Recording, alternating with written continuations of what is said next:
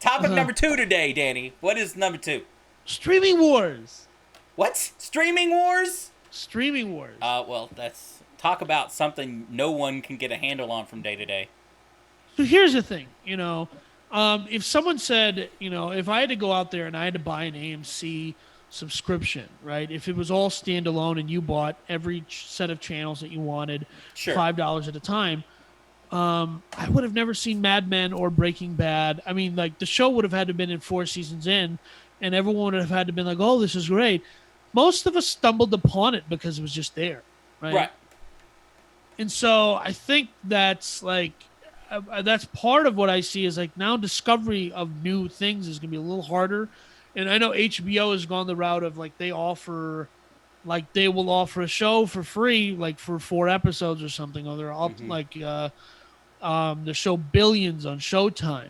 They used to put out episodes for free on YouTube so that you could watch it because they know it's hard to get you over to their platform to watch their show. And if you're already paying for HBO, you're like HBO Max, and I think I have HBO Max. I got Hulu, I got Netflix. I don't know about you, but at some point in time, I think I've just finished, right?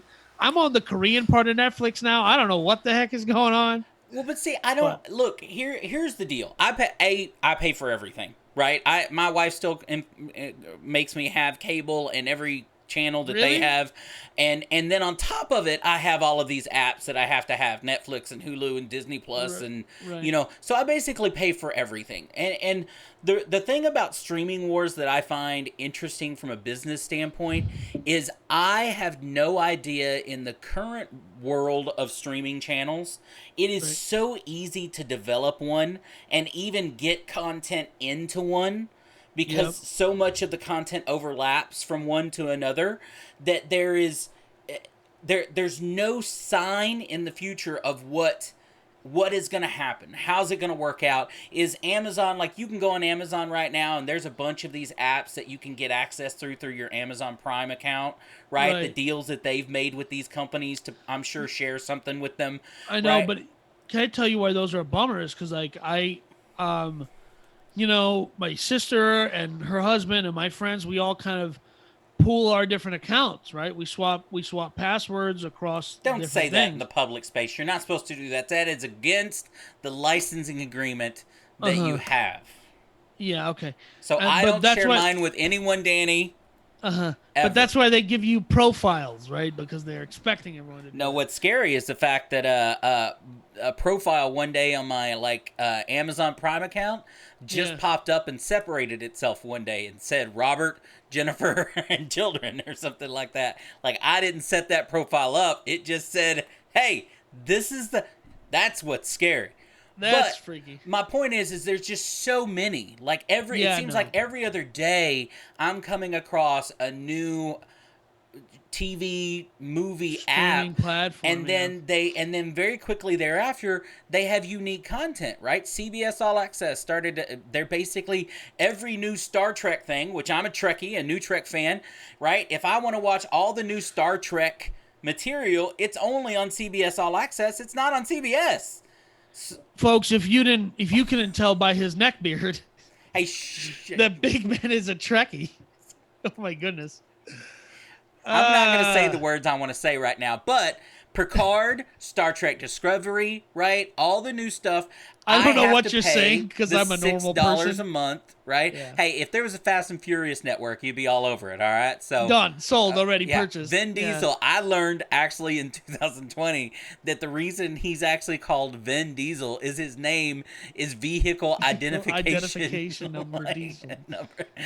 Diesel, which is why he got for Fast and Furious 1. It's why they picked him, right? Okay. But Well, anyway, people, this is Idiots versus Idiots, where Big Man, who's 1 million years old, talks about memes to you that we all already saw. hey, I Ugh. didn't know it, all right? I'm just saying things Um, you didn't know until today. CBS All Access is rebranding as because Viacom CBS are this huge conglomerate of content. They're rebranding CBS All Access as Paramount Plus, um, which is fascinating. So like I just switched from Dish to YouTube TV, And I realized, I was like, I basically watched 4 shows that's on YouTube TV, Mm-hmm. and the election's over, and I didn't even care about the election when it was happening. So I don't really need any of these channels. And so I was like, this is $70 because like it was, I think, $50 or 45 when I got it, and it quickly became $65. But the nice thing is, Dish Network, it was like pulling teeth to cancel. Nice thing about YouTube TV is you just click, click, click, done. It's canceled. It's gone.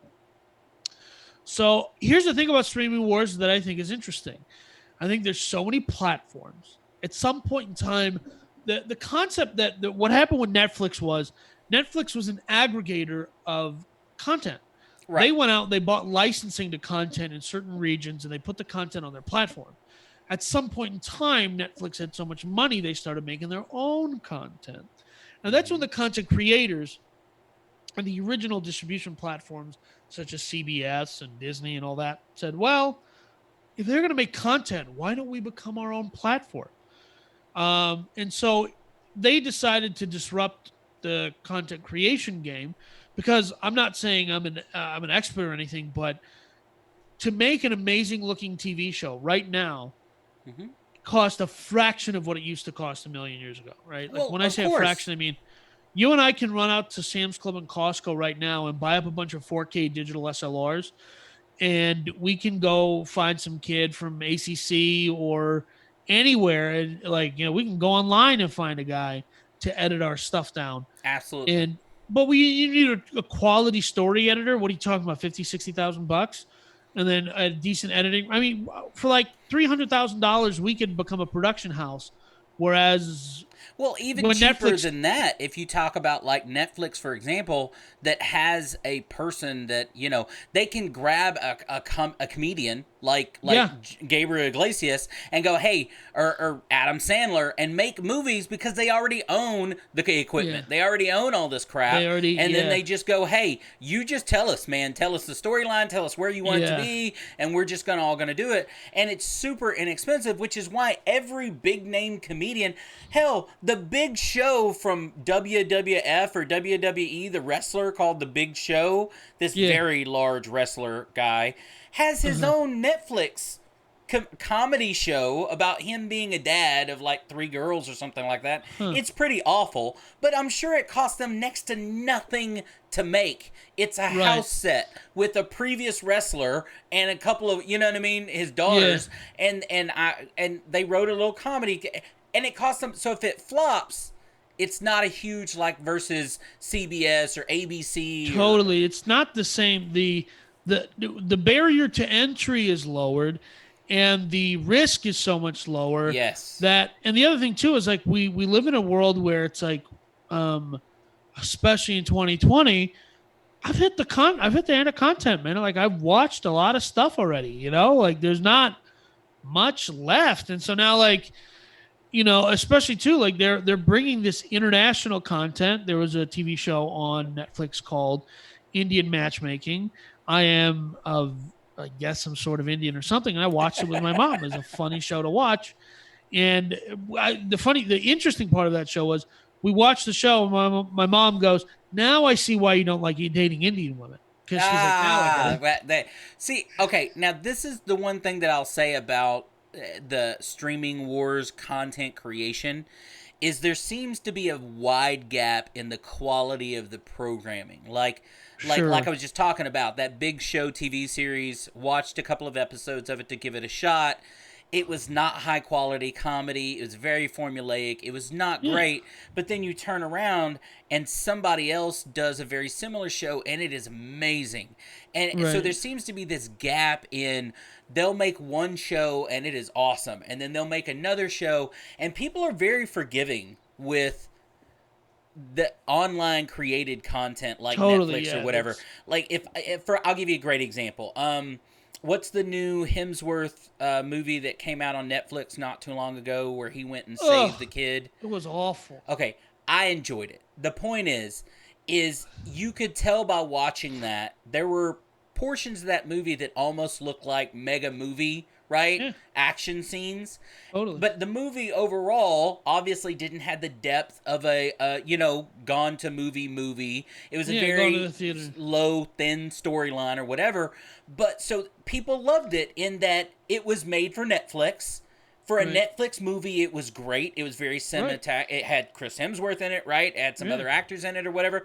So they were very forgiving. Where if that had came out at AMC and people were paying $12 and $15 a ticket to see it, people would have Yeah. been bitching the whole time that it Totally. was an awful movie and that it had no storyline or whatever. So there's definitely a lower bar, but they can sometimes come out with some great stuff. So speaking of AMC, the theaters have been getting whooped this year Oh yeah. by a pandemic. Like they were getting whooped already, but like the pandemic didn't help. And what's interesting is now HBO Max, I think it's HBO Max, maybe one of the other ones as well, is saying that they in 2021 they are releasing all of their films Yes. to their platform and to theaters on the same day. Yes. HBO Legendary Max. Legendary Pictures, Uh-huh. I think they said they might sue because of that, because it's They going to can't. pump up. They What's that? can't. They don't own the I know. content. They never have.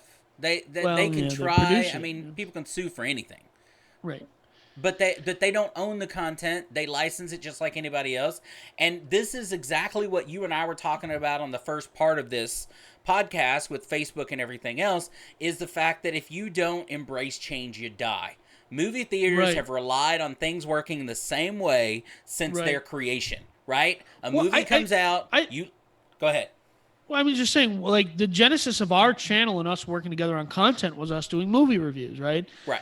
And there was a handful of theaters we would go to, but we mostly frequented the ones that catered to a more, what I would call more of an experience, right? They have food, they have all this other stuff. Sure. And I think that, like, when they created what I would call a date night experience type thing, even though, it wasn't a date, but I'm just saying we're seeing other people now. But I'm just saying, it's a joke. But that I think that still has a place in the market, sans pandemic. But I don't know that the traditional, like AMC or Regal, both of which are getting just their butts handed to them today in the market. Not just Cinemark. today, but they're done. Well, I think you change or you die, and I think that's correct in that I don't know, and they don't know how they survive. You say sans pandemic. I don't know how they get people back in to what it was. I mean, I think it lasted as long as it could. Why did people go to the movies? It was an experience, right? You take your kids, your girlfriend, your wife, or whatever. You go to the movies, you watch a movie, right? That's dinner and a movie is kind of your first date go-to for everybody, Totally. right? Yeah. But I think the pandemic, like a lot of things, changes that whole thing, right? When did people, even after all this stuff, become comfortable going back into a full movie theater, sitting I'm next down to to someone, go right now. sitting next to someone you don't know. Well, in a- that's not. I'm not in a doing that. full I wasn't, movie but I theater. wasn't doing that before the pandemic, because I don't want to sit next to these grody, I'm a people. large man, but Yeah. look, you are right, and I think they are trying to, and as they should in business. I'm a capitalist. That these apps, hey, shush. All right, I'm a true die-hard capitalist. Anyway, the Right. point is, they are trying to. You can make me say your pronouns, but you can't take away my air quotes. They are taking advantage of the pandemic in that way. Movie theaters are dying. Why should I Right. pay them? They're not open anyway. They push Right. back premieres as long as they can push them back. I can't even count how many movies have been pushed to 2021 that were supposed to be released this year. When they announced Fast and Furious 9 was not coming out this year, and they didn't even push it at the beginning of the pandemic, they just said, we're screwing off and we're doing this next year. I had a legitimate panic attack, because that's one of the things I look forward to every other year. Well, of course you do.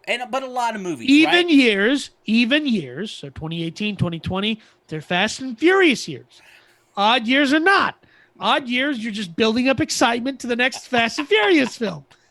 And the fact that these aren't coming out as planned and as promised, It's horrifying to me. Well, and I think, look, here's what Disney did, and through Disney Plus, is they got all these people to sign up for Disney Plus, and then they released what was it, the live action version of Mulan, which I still Yeah. haven't seen, by the way. The I'm live not action, gonna and they bother. made people pay for it.